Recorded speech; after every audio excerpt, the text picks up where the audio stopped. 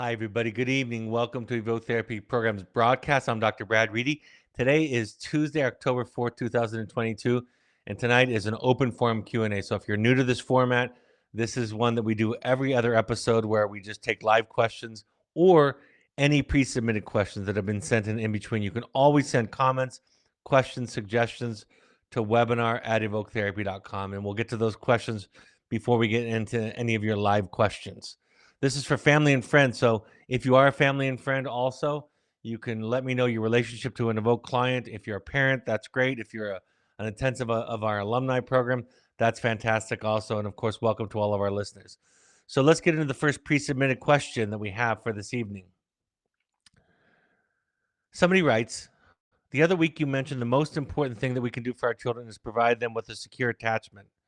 And the best way of providing a secure attachment is to take care of ourselves and to do our own work. Can you describe more of what more would look like, where to start, and how to follow through on that? That's probably the best question that I can get asked is what does it mean to do the work? What does it mean to do your work, and what does that look like? And the first thing I would say is it looks like sitting. This will sound strange. I'm going to say something that will sound very, very subtle and almost too obvious to the listener or to the viewer. But really, it's about spending time with an individual or a group of individuals who don't have judgments, who are empathic, who are committed to understanding your story and where you come from. See, that's the context in which we do our work. We do our work by being able to talk to somebody or a group of people, like I said, at a 12-step group or an Al-Anon group or some kind of support group. We do our work when it's a safe place where we can explore our own issues. Since my idea about therapy, and it's not just my idea, it's a lot of people's idea, that the idea is becoming who you really are, becoming your most authentic self, getting in touch with your real feelings, being able to kill the shoulds and the shouldn'ts and the supposed tos in our life. And to do that kind of work, you have to sit with somebody who could be patient and non-judgmental and empathic. You have to sort yourself out. You have to be able to tell your truth where you're not going to get an anxious reaction by the other person to try to fix you or to try to correct you. So doing your work is getting in touch with who you are. And out of that place comes your boundaries.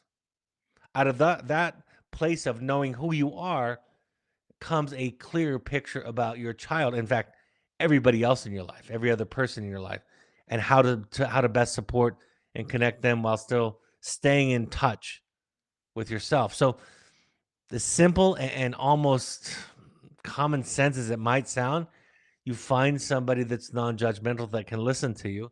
And I'm talking about in training terms, I'm talking about somebody who's attachment based, somebody who has an understanding of what it means to hold safety for somebody, to be a safe container. That's the clinical jargon for it. To hold a safe space so that you can explore. Find somebody like that. It could be a sponsor or a mentor or a 12-step group. Find somebody like that and then spend as much time with them as possible. And the bad news of all of this is that change doesn't happen overnight. There's no quick fix. There's nothing intellectual I can give you that's going to do the work for you. I can't give you steps. I can't manualize it. You have to do the talking.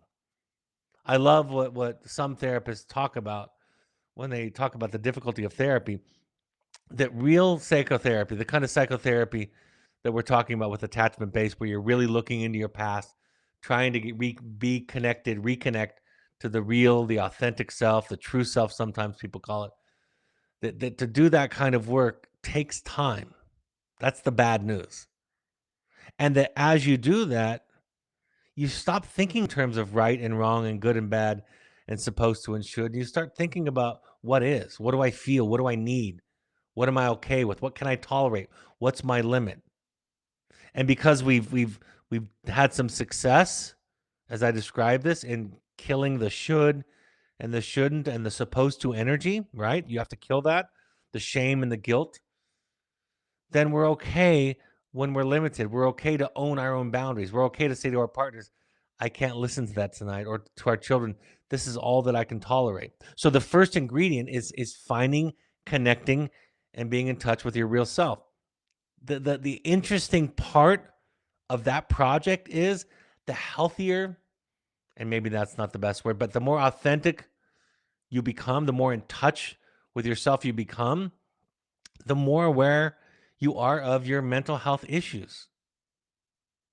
The more work that I do, the older that I get in this work, I'm not more convinced of how great and wonderful and gifted and what a treasure I am to the world. That's innately in me, right? That's easy after all the dust settles. Really, what I'm doing is I'm realizing, look, I have anxiety. I have self-medicating patterns. I have ways of thinking from my own background, from my own context, from my own need to control things so that I don't get hurt, that I have to attend to.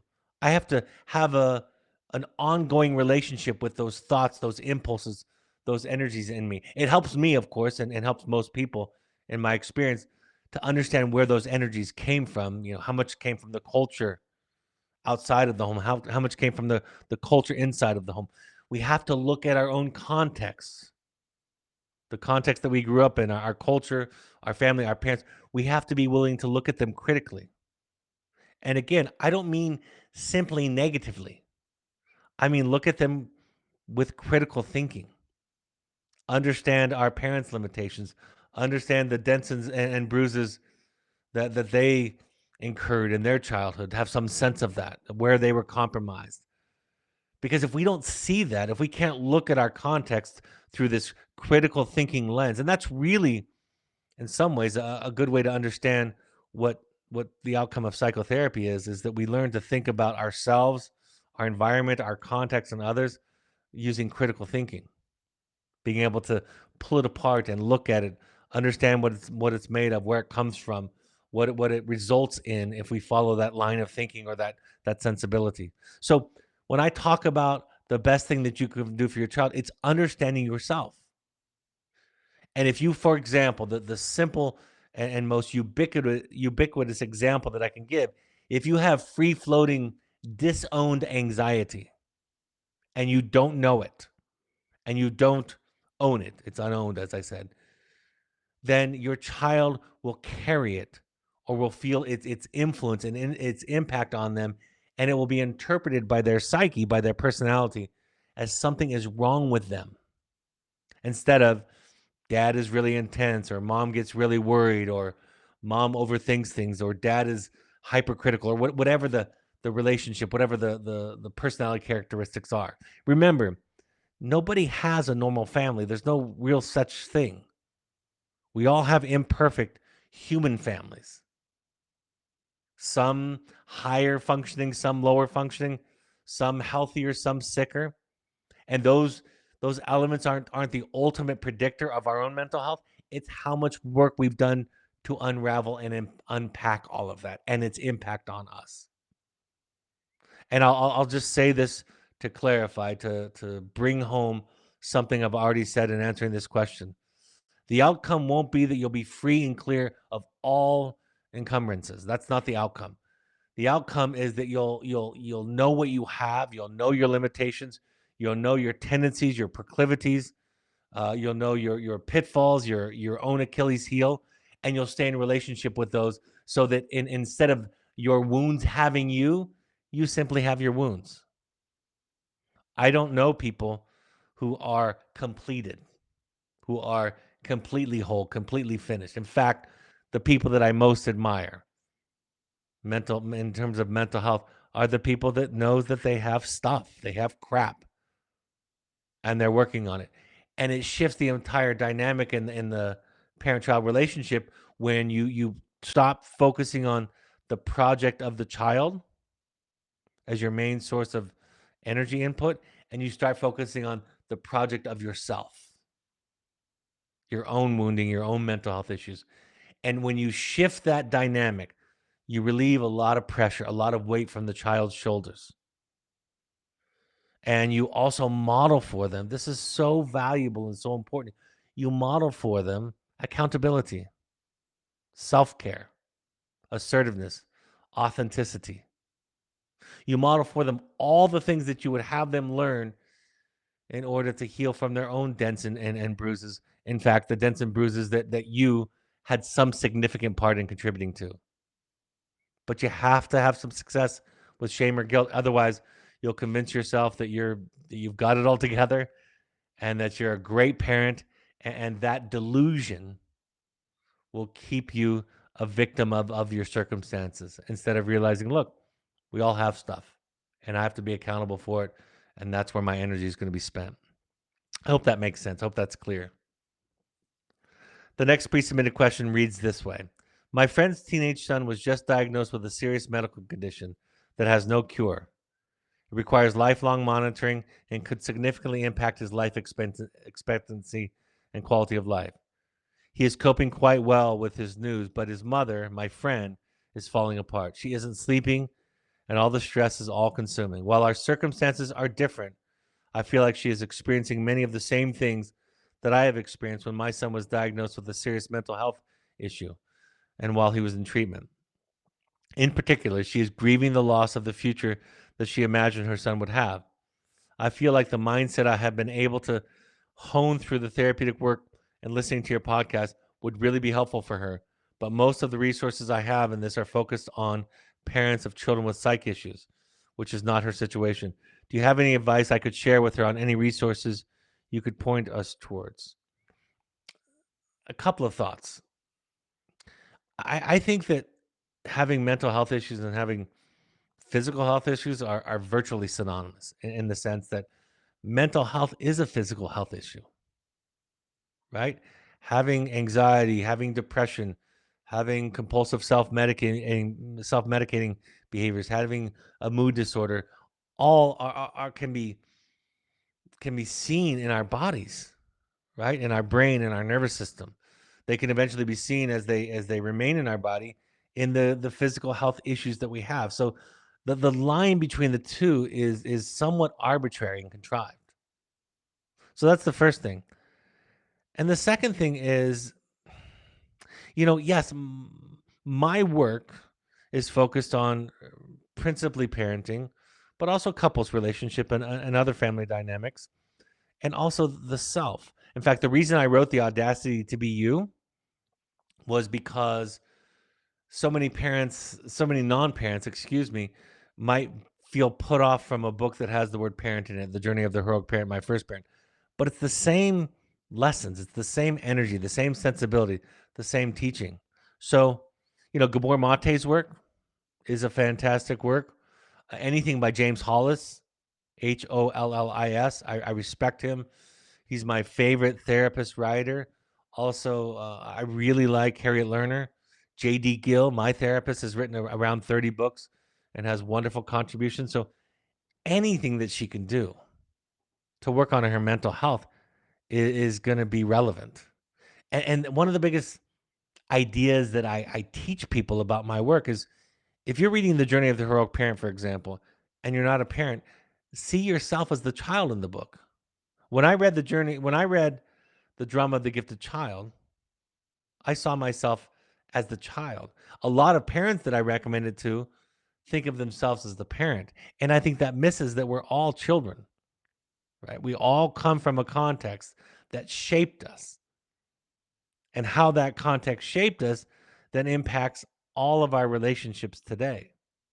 Our relationships with partners, spouses, colleagues, friends, extended family, neighbors, people at work, coworkers, bosses, employees. So this work that I do is not as specific as looking in a specific niche. Yes, if your child has a spectrum, is on the autism spectrum, it would be helpful for you to understand the specifics of that, or has bipolar, or it identifies as an alcoholic. We go through the list of things, identifies as transgender. Learning some of the specific literature in that area can be helpful. But in terms of dealing with something outside of your control, of having a child, the tragedy of having a child diagnosed with something emotional, I don't know the specific literature in that area. My literature is more broadly applicable, but I would encourage her to consider that work also, because it's I say to people, in fact, what I love is the program Adult Children of Alcoholics.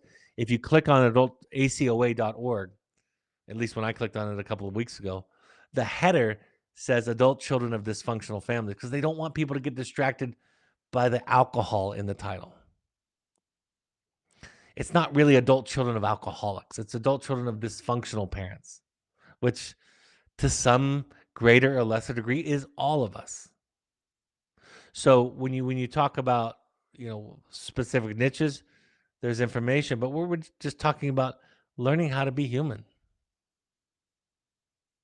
So those are that's my thoughts on the matter. And I'm sorry I can't give. I'm sure there are specific books for parents of children with terminal illness. I'm sure there are, and I'm sure that adds a level of comfort to those that are reading that other books won't ever add because it speaks from heart to heart from somebody who's gone through the experiences. But I don't know those. I hope that helps. And I'm sorry I can't be more specific. It's just not my area of expertise. The next question reads, Dr. Reedy recently discussed the love that flows from the time spent with his clients. I was wondering how it works from the client side. I care about my therapist, but don't know how to show that in an appropriate way. How would I show my care without, one, crossing the professional boundaries, and two, considering what is care for them versus my own craving to be loved, sorting out the underlying motivations, loving out of my heart of care versus selfishly motivated. My therapist has cancer and I feel deeply for her, but I also don't want to cross any lines by asking her about her personal life when therapy is focused on my personal life. Thank you for the incredible resources you offer. I'm a recovering codependent from a dysfunctional family, and currently my preteen is in a therapeutic boarding school. In my 5th year of therapy and really focusing on my own healing as she focuses on hers, and your broadcasts have brought so much awareness. I saw this question come in a week or so ago, and I've thought about it a bit. And mostly, I don't think you have to worry too much about crossing the professional boundaries. I think you can ask and say what you feel and what you're curious about. And it's really your therapist's job to manage the professional boundaries. Yes, if you took a bold action, showed up at your therapist's house, right? If you bought them an expensive gift, I'm sure there could be intrusions. I know that that's true. But in general, I think you can ask questions and you can ask them what they're comfortable sharing. And you can state how you feel, your concern, your worry, your heartache at their diagnosis. And it's their job to manage the boundary. I, in essence, if you're trying to manage the professional boundaries too much, and again, I'm not talking about the big, gross examples of like showing up at their house, but I'm just talking about having dialogue with them about it. If you're trying to manage that, then you're taking care of them. And it's not your job. Your job is to pay them for the hour, for the time. And then it's their job to take care of you and to be able to manage their boundaries. You could ask anything you want. You can say anything you want. And if your therapist is doing their job and it sounds like you have a great one, they're going to be able to tell you what they feel comfortable saying or not, what they feel comfortable disclosing or not, or if you're stepping over too far. And if you want, you can be sensitive and say, "Look, I'm just sensitive to where your boundaries are." But again, I don't need my clients to manage that for me. It's my job to manage it. I wouldn't want them to manage it. In fact, I would argue that if the relationship is set up in such a way that they have to manage the professional boundaries, then I'm failing in some aspect as a therapist, and I need supervision, and I need help, and I need to improve my practice. And I love it. I tell my therapist how much I love her, how much I'm grateful for her. I have the utmost affection and gratitude and respect for her. And I do ask personal questions at times. And I leave it up to her what she's comfortable answering or not and maintaining the boundary. One of the things she said to me years ago when we were talking about transference and countertransference, that is the relationship between the therapist and the client. She said the most common mistake that therapists make in terms of their countertransference, how they feel towards the client, the most common mistake that they make, she offered, was too much distance. So just put it out there, just like you did to me and even more, and let her take care of herself. Somebody says, I'd love to hear an episode about the financial stresses of having a child in treatment and how to think about them. Our 18-year-old was in a great wilderness program in the spring and a terrible young adult transition community. We pulled her out of the summer. She's had a good therapist and life coach now, but I think she's still sleeping till noon and dragging her feet on finding a job.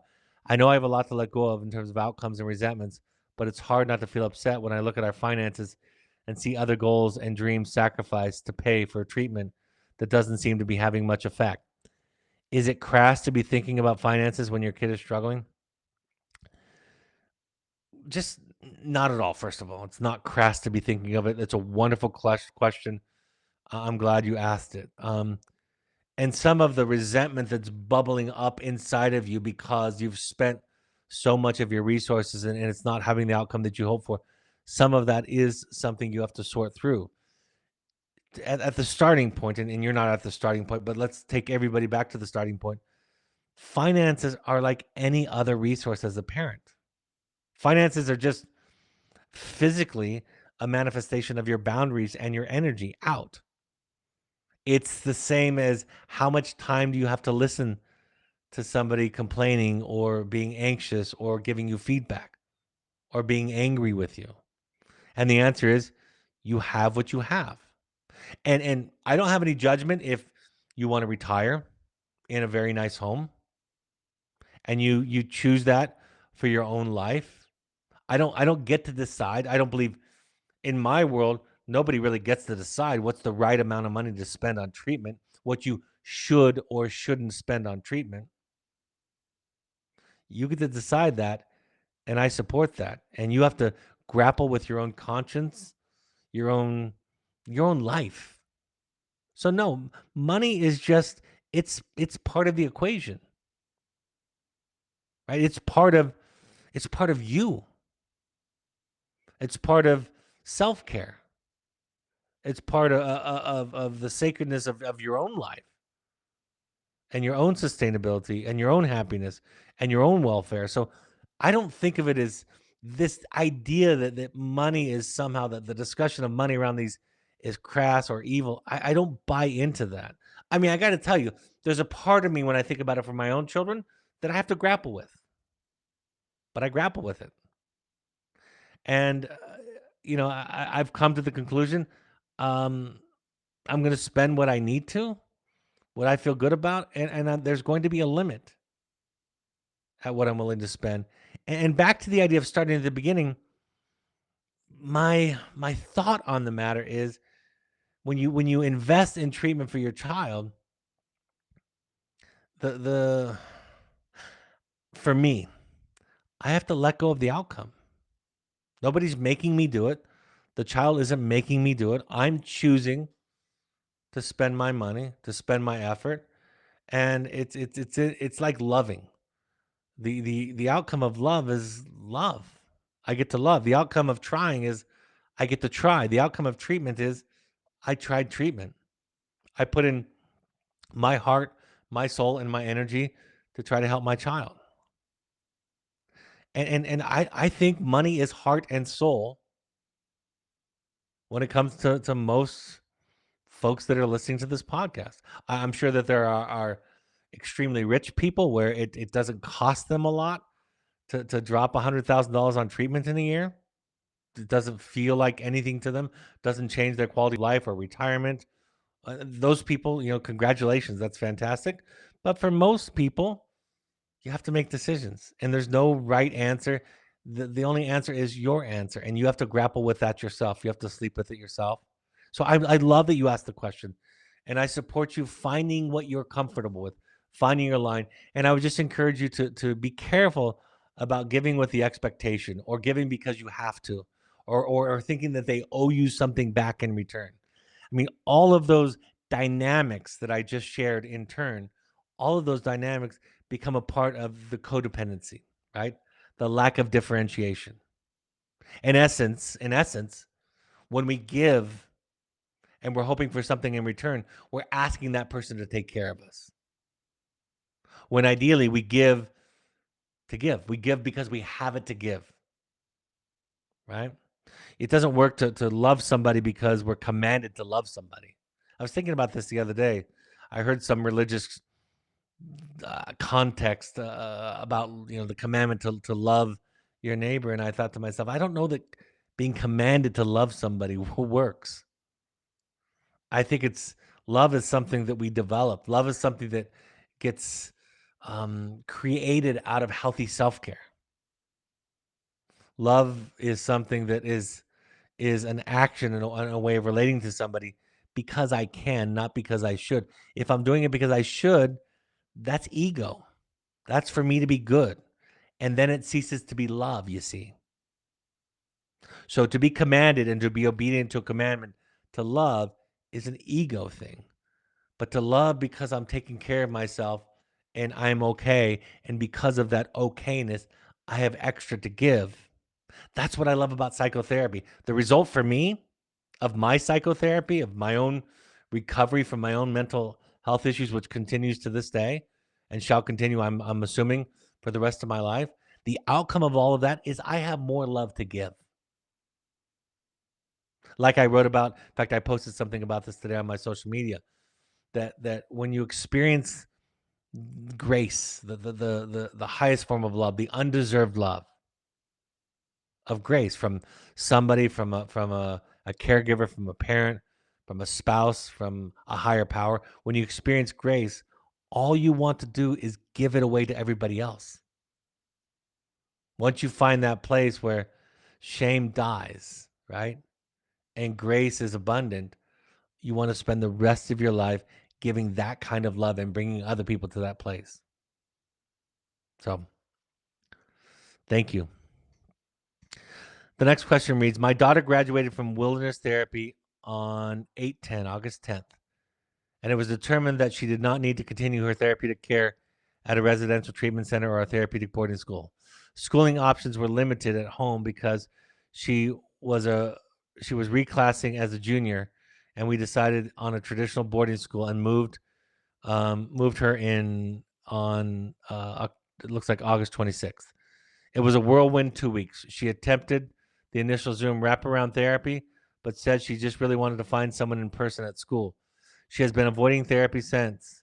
She's supposed to see the school counselor weekly and is conveniently missed, and then cried to me on the phone saying that it's more stressful for her to go.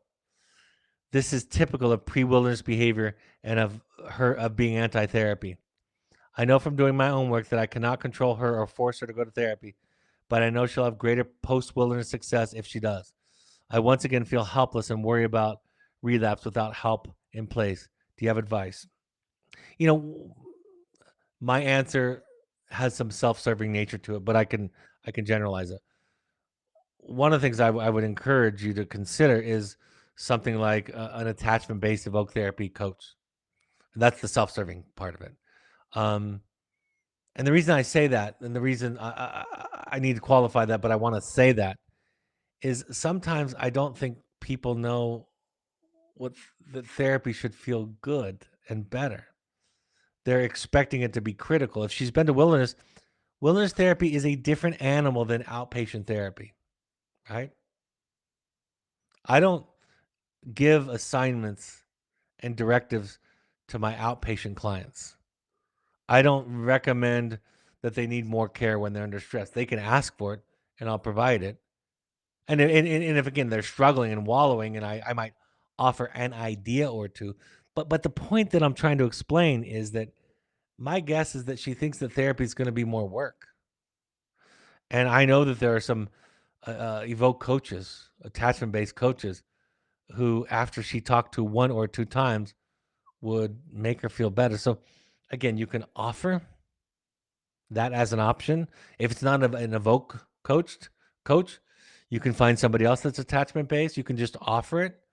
But I think you're like you said, in general, I don't believe in forcing children to go to outpatient therapy. If a child is struggling at a high enough level and they need residential care like wilderness therapy or therapeutic boarding or residential treatment, that's fine. You can take that step as a parent. I fully support that. You're saying you're not getting what you need to at home. I'm not willing to stand by and do nothing. I'm going to, if you're under 18, make this decision for you and put you in a setting where you get what you need. I'm on board with that, obviously, being the co-founder and executive clinical director at Evoke Therapy Programs. I'm on board with that.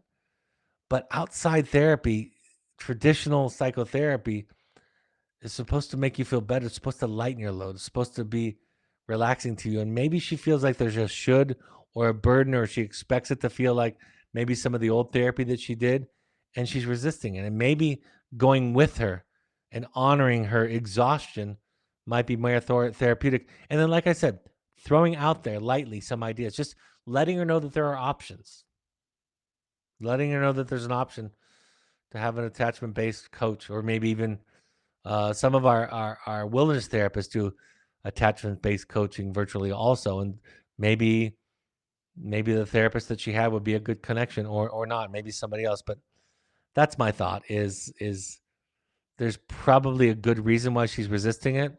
She probably has some experience that tells her it's going to feel like work instead of a relief from work, right? It's not going to be. At the end of my sessions with my therapist, I inevitably feel better because I've gotten things off my chest, because I've unloaded some of my burdens, some of my guilt, some of my shame, some of my pain, my grief, my sadness, my frustration, my anger. And I try to teach that even to our wilderness therapists who are in, like I said, a slightly different position. And I say, yes, you can challenge. In wilderness therapy, we will challenge. We will at times confront. We will at times give very specific directives to our clients. Absolutely, because that's the context, the setting that we're in. And you can still do something with them to help them feel more connected and seen. Therapy, you go to therapy, for example, to work through some grief. It doesn't take away your sadness and grief, but it helps you not to be alone in it. And while we won't just simply medicate somebody like a drug and make them feel good, we'll give them company on their painful, difficult journey, and with some of their, what I like to call, unsolvable problems. So again,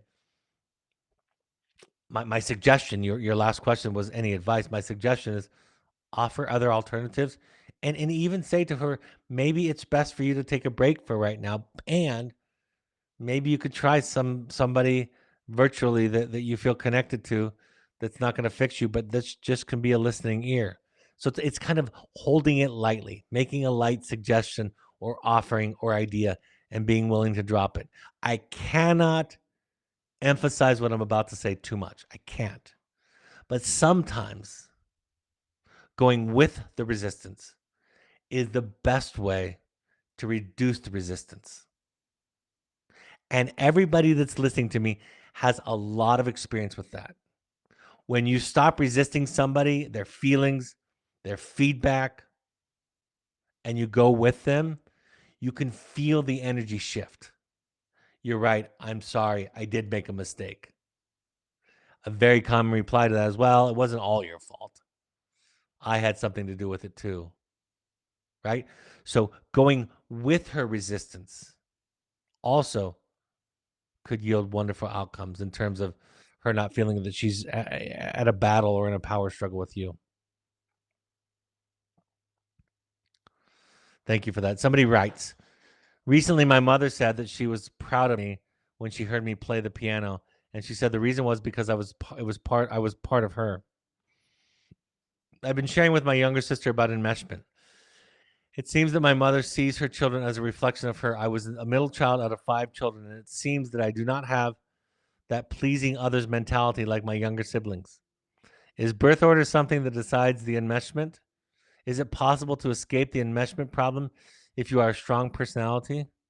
I always thought my mother needed mothering, but I remember having boundaries as a kid. Are the middle kids who have somewhat under the radar less likely to suffer from enmeshment? Just wondering, since it seems that the youngest kids are more enmeshed with their mother at the same time. I think I am not as close with my mother, and yet we get along because of my boundaries. I never really thought of it until listening to you. I'm a fan of birth order. It's probably because my family of origin fits so perfectly into classic birth order personality types. My older brother was the one that did all the right things, that got all the A's. The older sibling is the one that typically identifies with the most powerful parent or the predominant values of the family. And then the second born, which is me, comes along and challenges all of the implicit, unspoken rules. Tries to make everything that is implicit explicit.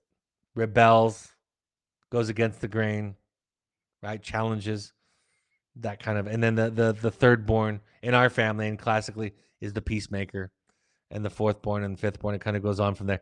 The first two or three are well studied, and 4, 5, 6, and on are less studied because they're just there's not enough data. Now the problem with birth order is that everything can switch around. Firstborns can act like secondborns like firstborns. They call that dethroning, right? The space in between children, the number of years in between, it can reset. If there's a 7-year difference, it can reset again. So there are all kinds of permutations to birth order. But I like thinking of them because it just happens to fit my family so classically. Having said that, human behavior is a complex thing.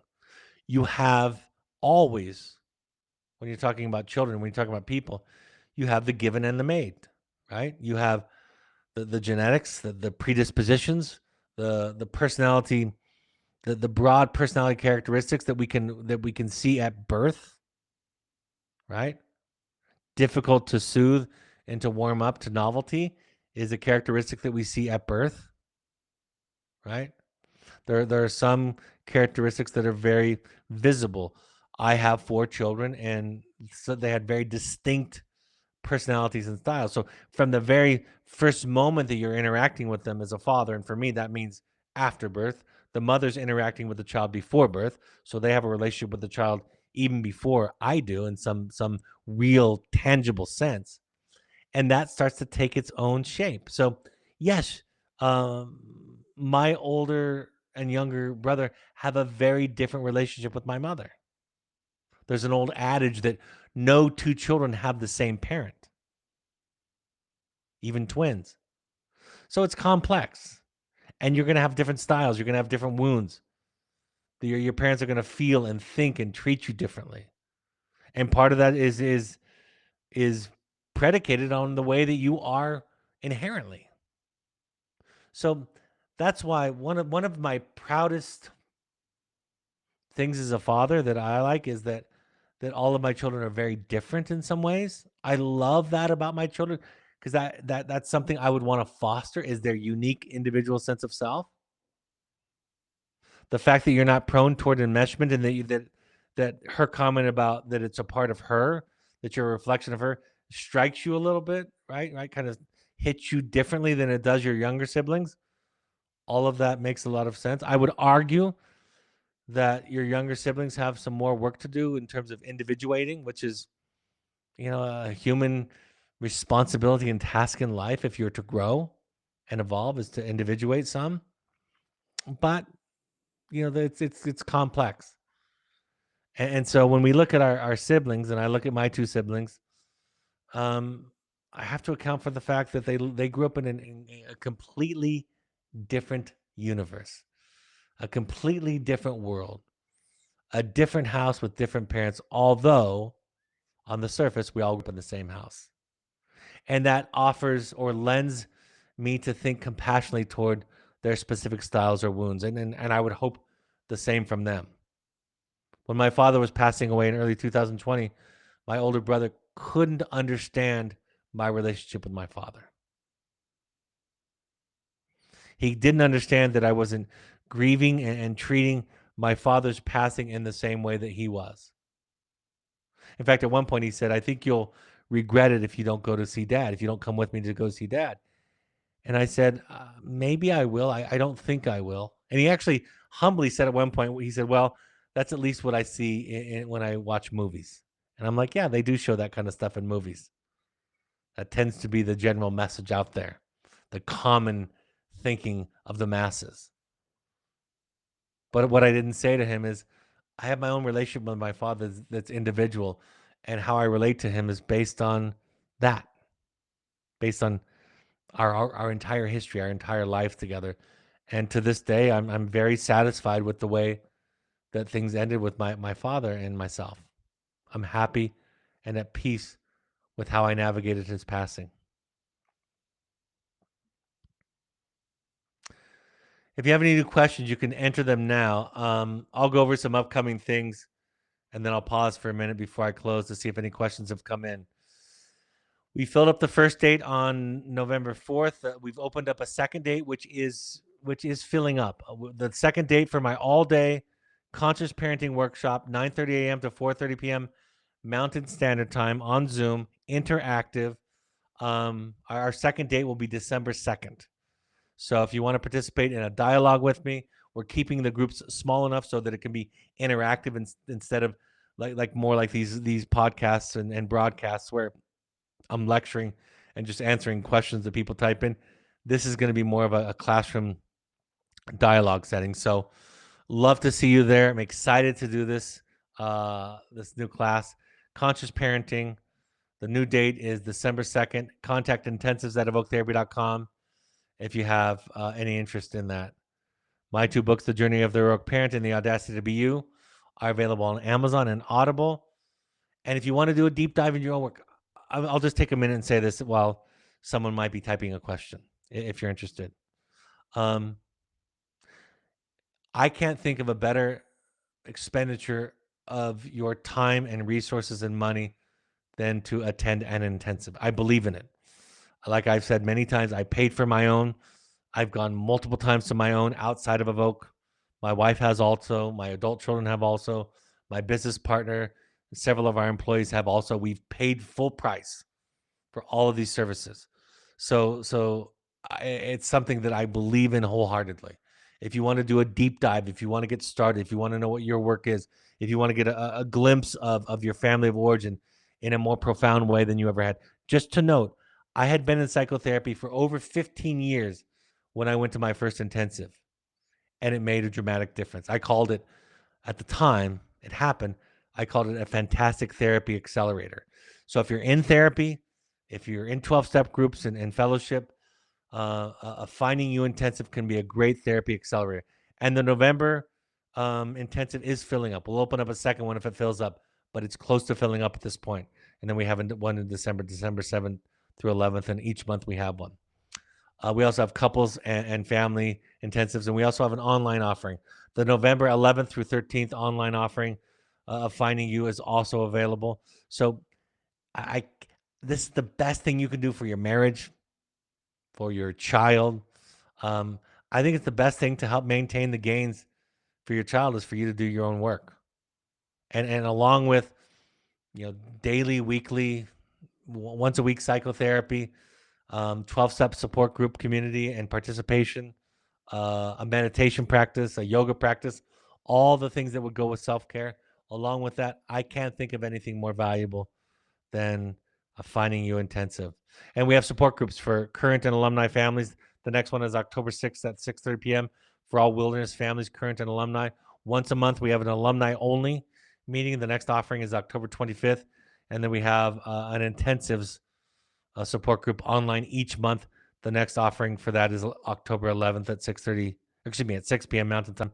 Contact Malia at evoketherapy.com for more information.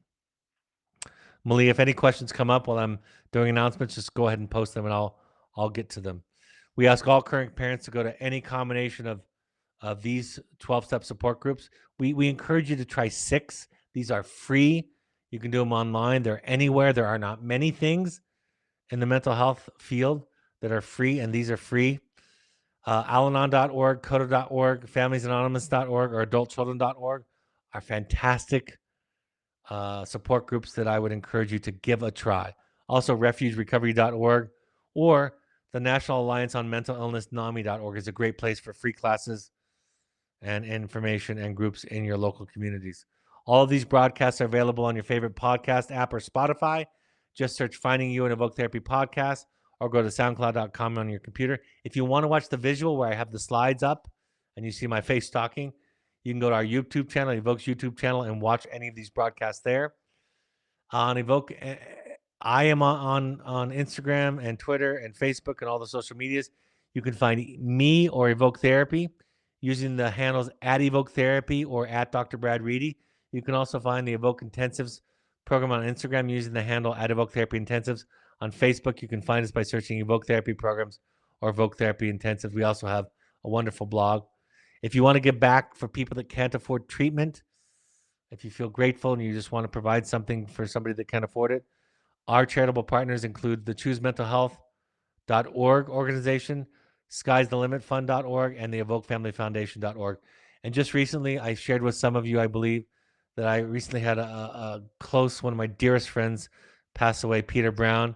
The Evoke Family Foundation has now opened up a fund within the Evoke Family Foundation for anybody that's identifying as LGBTQ, called the Peter Brown Pride Foundation Fund, excuse me, that will be within the Evoke Family Foundation. So if that's something that's a passion of yours, like it is mine, there will forever be a fund in honor of my very good friend Peter Brown, who passed away just last month.